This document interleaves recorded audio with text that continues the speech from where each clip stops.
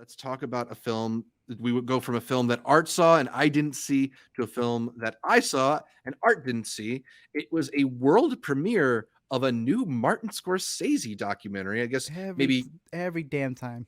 maybe co-directed with David Tedeschi. But yeah, we get some new Marty in our lives with Personality Crisis One Night Only. This is a movie that is a Showtime Documentaries film. Shout out to Showtime Documentaries. A lot of really good stuff. Good. They've been really making a name for himself, Very and good. uh, I guess eventually it's going to be more fuel to add to Paramount Plus. But they're getting a lot of good movies whenever they add those there.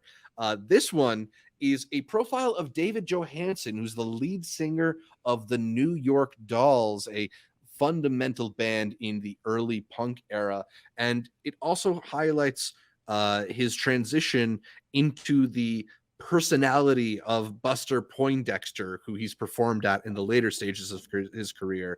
And I think what really stuck out to me is the sort of is the way that it's told in a very casual sense. A lot of this film, rather than being in the traditional talking head, is photographed at a performance of his at a lounge, and he will talk to the audience between songs about what this song was inspired by, or what point of his life this song came about, or different parts of his career. And then those instances of talking between the songs will be used to sort of give you the documentary cutaway moments, and like, here's some footage from him on a talk show in the 70s, or whatever, what Interesting. have you.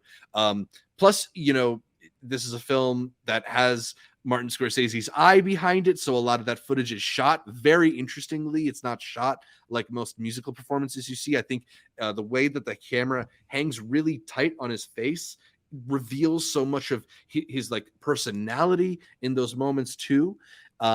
It's a little sparse on the details, so if you don't know who the New York Dolls are, or who David Johansen is, this might not be the best entry point. But if you are someone who already does know and appreciates them, I think you'll really appreciate all the color that's added to their story here, and just hearing it straight from the source, right? So I thought this was a very strong documentary, a strong profile of a person, which those tend to be, I think, some of the most boring documentaries in terms of stylistic choices. Hmm. But this one was not. There's a lot going on here.